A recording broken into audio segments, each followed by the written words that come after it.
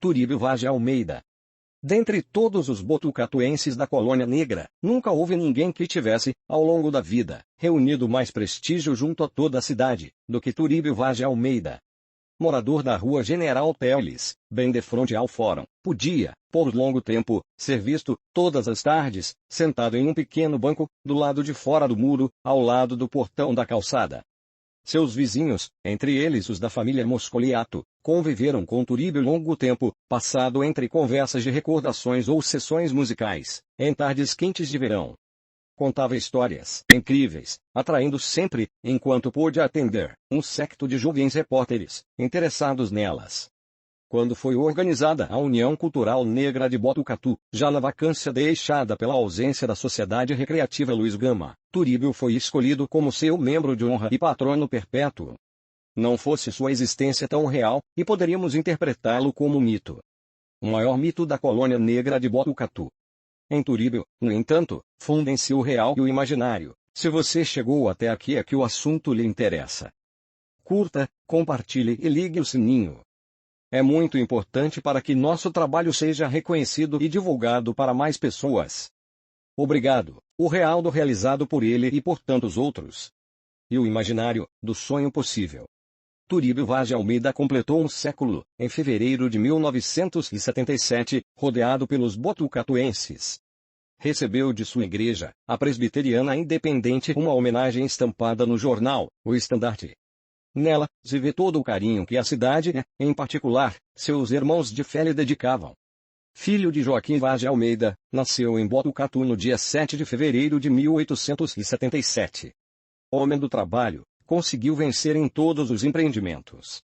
Filiou-se à Igreja Evangélica, nos dias da mocidade, leitor assíduo da Bíblia, e seguidor rigoroso dos seus ensinamentos. Foi músico, organista e regente de coros em várias igrejas.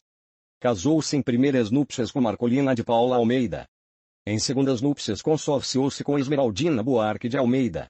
Seus filhos são os seguintes: Gessé Vaz de Almeida, professor Bartimeu Vaz de Almeida, casado com Eunice de Freitas Almeida, Odilon Vaz de Almeida, casado com Teófila Rodrigues de Almeida, Eunice Vaz de Almeida, Josefina, casada com Tarciso Policarpo da Graça, Abner Vaz de Almeida, casado com Cássia Ferreira de Almeida, Marta, casada com Natanael Freitas da Silva. Ao todo, 16 filhos, 17 netos e 9 bisnetos, até a data dessa crônica. É considerado pelos historiadores da cidade como a crônica viva de Botucatu.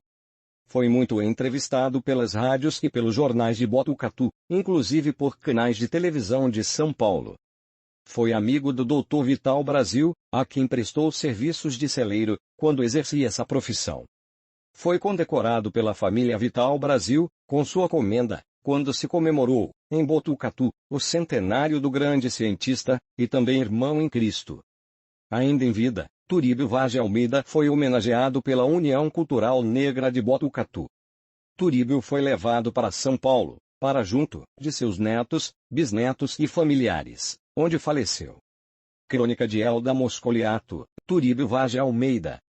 Naqueles idos de 1866 apareceu na fazenda do Sobrado, naquele tempo um sertão bruto, vindo das bandas de Piracicaba e do Tietê, um senhor, Joaquim Vaz de Almeida. Era muito moço.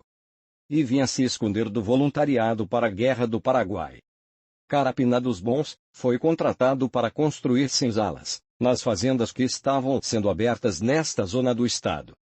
O homem escravo, canalizado de outras zonas, vinha povoar as senzalas, que logo mais iriam se despovoar. A fazenda Sobrado, verdadeiro latifúndio, era propriedade do senador Souza Queiroz. Depois de 1870, Joaquim Vaz de Almeida passou a trabalhar na fazenda Santa Rosa, logo adiante da fazenda dos Moura. E lá, se casou com Joana Vaz de Almeida. Desse casamento, ao 7 de fevereiro de 1877, nasceu o menino Turíbio.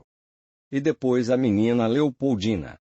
Esta foi a mãe do famoso Zé Carabina, pedreiro muito conhecido, e mais conhecido ainda, como jogador de futebol. Era dono de um chute formidável, parecendo ter um canhão nos pés. Com a mudança da família para Botucatu, o menino Turíbio, aos 4 anos de idade começou a frequentar a escola dominical, escola protestante, do missionário Landes, norte-americano. Data daí seu ingresso na comunidade evangélica de Botucatu. Entre os colegas desse tempo, tem lembrança da mãe dos meninos Oscar e Elias Machado de Almeida, que foram engenheiros e figuras de projeção nos meios políticos e culturais do estado de São Paulo. Foi colega, também, de Dona Garibaldina Pinheiro Machado, que se formou professora e casou-se com o professor Benedito Maria Tolosa, primeiro inspetor escolar na região. Aos 7 anos de idade, Turíbio matriculou-se na escola primária de Manequim Mestre Manuel Teodório de Aguiar, onde, de 1885 a 1887, foi colega de meu saudoso pai Sebastião Pinto Conceição. Deixando a escola, foi aprender o ofício de celeiro. Seu mestre foi Salvador Benedito da Silva, o conhecido Salvador Celeiro. Mais tarde se estabeleceu por conta própria, negociando e trabalhando no ofício por largos anos. Só parou em 1907, quando mudou-se para São Manuel e posteriormente para São Paulo. Aos 19 anos de idade, Turíbio Vaz de Almeida casou-se com Marcelina de Paula Campos, pupila de Miguel Seoff. Desse consórcio teve os filhos Gersei, Ana, Leôncio, Odilon, Joana, Maria, Josefina, Marta, Abnes, Bartimeu e Damaris. Esta última faleceu em São Francisco, na Califórnia, Estados Unidos da América do Norte, onde residia, no dia 29 de março de 1970. Seu corpo foi transportado para São Paulo, por via aérea, sendo dado à sepultura no dia 4 de abril. Golpe terrível para o pai amantíssimo. Bartimeu Vaz de Almeida foi meu contemporâneo na Escola Normal de Botucatu. Formado professor normalista, não ingressou no magistério. Por concurso, foi para o funcionalismo público do estado de São Paulo. Fez brilhante carreira e aposentou-se como alto funcionário da Secretaria da Fazenda. Residiu em Jaboticabal, onde foi cidadão exemplar. Ausente da cidade, Turíbio não se esqueceu da terra querida. Vinha visitá-la com frequência, até que se aposentou, em 1946, como funcionário da Secretaria da Saúde do Estado de São Paulo. Resolveu então mudar-se para Botucatu, o que fez em 1958. Residiu na rua Doutor Cardoso de Almeida, número 1076, na casa que foi de Nozinho Góes. Já então, em segundas núpcias, estava casado com Dona Esmeraldina Buarque de Almeida. Aos 93 anos de idade, Turíbio Vaz de Almeida era um moço jovem de corpo e espírito. Sua lucidez era impressionante. Sua memória, um arquivo onde ia buscar o material para as histórias de Botucatu. Narrador fiel e imparcial das coisas de minha terra, tenho na conta de um dos grandes cidadãos botucatuenses. Pela sua conduta inatacável. Pela sua fé, como bom cristão. Pelo seu espírito de solidariedade. Pelo seu senso de equilíbrio. Pela maneira de se conduzir, no lar, na igreja e na sociedade. Pobre de pecúnia, mas rico de predicados morais, o meu amigo Turíbio era um dos homens bons da minha terra. Na sua longa vida, nestes 93 anos de idade, viu, ouviu e sentiu muita coisa. Viu a cidadezinha sertaneja e mal afamada crescer, civilizar-se, prosperar e transformar-se numa linda e educada cidade, justificando o lema. Cidade dos bons ares e das boas escolas, e da boa gente, também. Conheceu Botucatu do fim do Império e dos primórdios da República.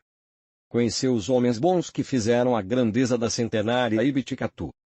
Viu, também, muita coisa feia e atos deploráveis, que ele criticava e analisava com isenção de ânimo, com justiça e sabedoria.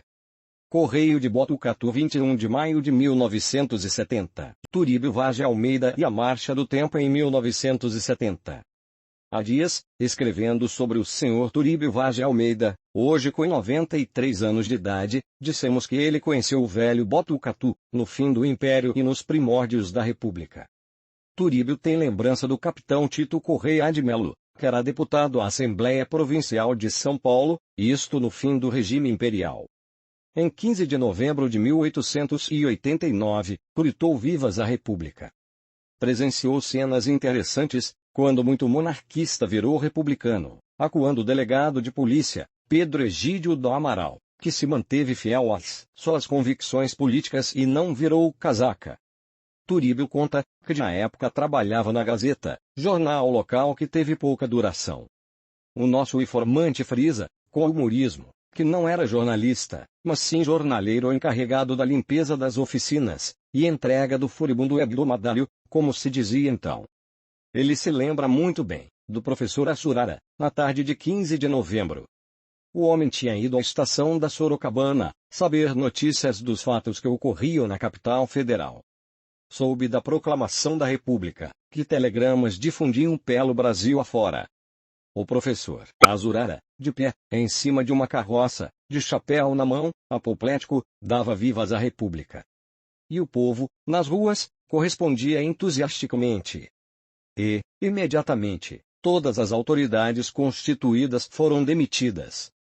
Formaram uma junta governativa, onde figuravam o cidadão Rafael Augusto de Moura Campos, Amando de Barros, Bernardo Augusto Rodrigues da Silva, Dr. Costa Leite e outros homens de projeção.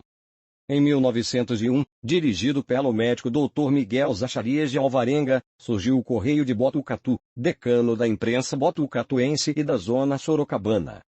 Outros órgãos da imprensa surgiram depois.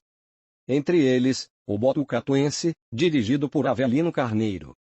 Nas trincas e futricas locais, o Correio de Botucatu defendia a facção amandista, o Botucatuense era grupo cardosista. Ambos eram alas do Partido Republicano Paulista, o famoso PRP. Naqueles velhos tempos, os monarquistas eram apelidados cascudos, e os republicanos eram os farrapos. Mais tarde, os cardosistas eram os carrapatos, e os amandistas eram os gafanholos. Turíbio, naqueles tempos de lutas bravas, não era eleitor. Vivia muito bem com os elementos de todos os grupos políticos. Dizia ele, muito moço, que, em festa de Uru, Nambu não pia. Na década de 1890 a 1900, e na passagem do século, que foi assinalada com grandes festas, Botucatu era mal afamada. Tida e a vida, como terra de valentões, bandoleiros, bagunceiros, ladrões de cavalo, etc. Entre os criminosos, figuravam o Dioguinho e Chico Tanoeiro. Mal afamados ladrões de cavalos, eram o Chico Estevão e o Timóteo. Como arruaceiros se destacavam o Prudêncio Paes e o Lourenço Paranistas. Estes, na opinião de Turíbio, eram apenas moços divertidos, de coragem, que, nas festas populares, circos, touradas, carreiras de cavalos, gostavam de desacatar a polícia, mas não matavam ninguém. Homenagem dos nomes relevantes. Por ter engrandecido e feito conhecer o nome de sua cidade, foi colocado em sua sepultura, no cemitério local, uma placa de aço inoxidável, contendo, gravado, seu nome, foto, datas de nascimento e falecimento, e um QR Code, que remete a uma página exclusiva do site Nomes Relevantes, contando toda esta biografia. Faço também uma homenagem a um parente ou amigo querido, contando a sua história através dos nomes relevantes. Atendemos todas as cidades do Brasil. Não deixe que seu parente ou amigo seja lembrado apenas pelo nome. Mostre, através da tecnologia do QR Code, toda a sua vida, engrandecendo assim sua família e a história de sua cidade. Saiba mais ligando para 14 996906163.